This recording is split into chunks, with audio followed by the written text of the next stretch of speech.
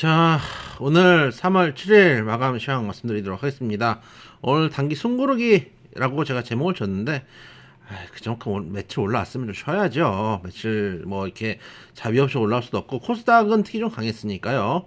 코스피는 계속 제가 지금 말씀드렸던 이거 몇 달 할 거라고 말씀드렸습니다. 2,500에서 2,400 막혀 있는 흐름이죠. 지금 이 구간을 지나고 있기 때문에 크게 추세가 뭐 꺾인다거나 죽거나 이런 상황은 아닙니다. 뭐 걱정할 필요는 없고, 거기다 파월 의장이 어쨌든 연설을 앞두고 있기 때문에 이번 주 중순 연설을 앞두고 있기 때문에 오늘도 있는 걸로 알고 있는데, 오늘 밤 내일 밤으로 제가 기억하고 있는데, 그런 이벤트도 있다 보니까 좀 손고르기 하고 있다 정도로 보시면 되겠습니다.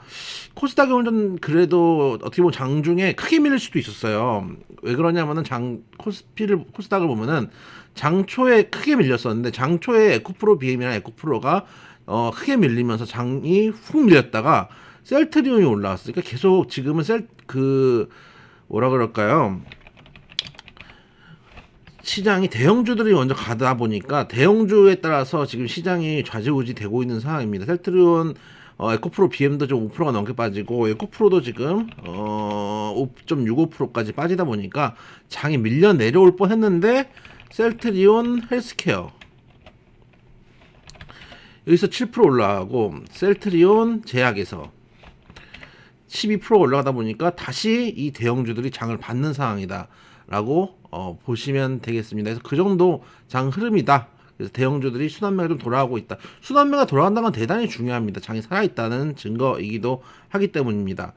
제가 오늘도 그렇고 좀 뉴스를 좀 보고 있는데, 그 경제학적으로 금리 인상 시기에는 원래 주가가 빠져야 되는데, 시장이 주가를 또 연준을 무시한다 이런 얘기들이 많이 있습니다. 근데 저는 작년부터 기술적 분석 말씀을 많이 드렸잖아요. 왜 이게 무슨 얘기냐면은, 원래는 금리 인상을 하잖아요. 금리 인상 시기에는, 특히 이렇게 가파른 금리 인상 시기에는 금리 인상을 한다. 금리 인상은 뭔가요? 비용의 증가입니다. 비용이, 모든 회사는 심지어 삼성전자도 은행에 부채가 있습니다. 그러면은 이자율이 올라가겠죠. 이자율은 비용으로 돌아옵니다. 비용으로 돌아오면은 그게 나중에 성장성에 문제가 생기기 때문에 현재 주가가 미래의 가치를 반영해서 현재의 주가가 형성이 되잖아요. 근데 미래 가치가 비용 때문에 떨어질 거기 때문에 현재 주가도 빠진다. 이게 이제 경제학적인 논리거든요. 근데 지금 이런 상황이, 예전에 이제 리먼 때도 저도 리먼을 겪어봤지만, 리먼 때처럼 어떤 구조적인 문제가 발생한 게 아니고, 코로나로 인한 팬데믹이라는 돌발적인 악재가 있었죠. 거기뿐만 아니라 우크라이나 전쟁이라는 것도 있죠. 또 미중 무역 분쟁이란 또 하나의 정치적인 문제도 있습니다. 이런 여러 가지 복합적인 문제들이 발생하고 있다는 것도 우리가 생각을 해볼 필요가 있고, 기존의 경제학적인 이야기로 하기가 힘든 것 중에 하나가 뭐냐면은, 시장 참여자가 다양화된 겁니다.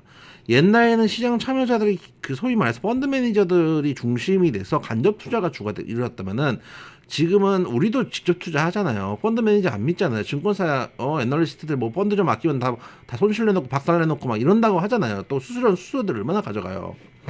그러다 보니까 직접 투자가 늘어요. 직접 투자가 늘면은 개인들이 가장 먼저 공부하기 쉬운 게 차트 부분 공부거든요. 그러다 보니까 의외로 옛날에 증권 애널리스트들이나 전문가들이 기본적 분석을 해서 주식을 움직이는 것 좀 다른 양상이 펼쳐질 수 있는 게 요즘이에요. 그만큼 인터넷이 발전하고 개인 투자가 발전했기 때문에 모바일도 다 할 수 있잖아요. 그러다 보니까 기본 경제학이 지금 시장을 반영하기 힘드니까 기술적 분석을, 물론 기본적 분석을 해야 됩니다. 근데 기술적 분석이 과거보다는 조금 더 중심을 줘야 될 때라고 제가 작년부터 말씀을 드렸고, 보시면은 뭐 장이 어쩌네 저쩌니 해도 지금 차트상으로 보면은 너무 명확한 거예요.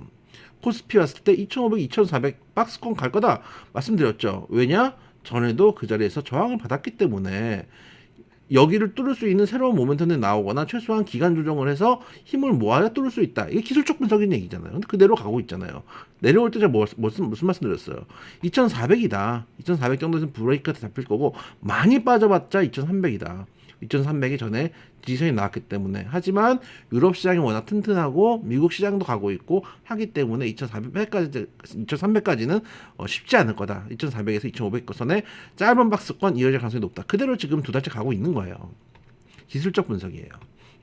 그렇기 때문에 지금 장세에 맞는 판단을 해야 되지, 아 경제학적인 논리 안 맞네 이렇게 얘기를 할 수는 없는 거라고 저는 봅니다. 그리고 이제 조금 이제 정상기에 돌아오겠죠. 우크라이나 전쟁이 좀 더 끝나고 코로나 팬데믹도 이제 끝난 상태고 우크라이나 전쟁도 가는 구간이 된다면은 조금 정상 시기에 돌아올 텐데, 그때 되면은 금리 인상의 끝이 나는 시기잖아요. 그 기대감도 선반영하고 있는 부분들도 있다라는 것들 우리가 생각해 볼 필요가 있고, 다만 긍정적으로 보고 있는 건 하나 있습니다. 일단 오늘도 외국인들이 매수를 했다는 거 긍정적으로 보고 있고, 수급이 양호하다라는 거 긍정적으로 보고 있고, 좋은 거는 지금 거래대금이, 제가 거래대금 줄었다고 계속 말씀드렸던 적이 있었잖아요. 4조 됐다, 5조 됐다 말씀드렸던 적이 있는데, 오늘 거래대금 10조, 어제 9조 7천, 그저께 7조 8천, 3일 전에 3월 2일 9조 6천, 그 전날에는 9조 2천, 거래대금이 좀 많이 붙어 올라왔어요. 그럼 다시 개인 투자도 다시 시장에 진입하고 있는 거예요.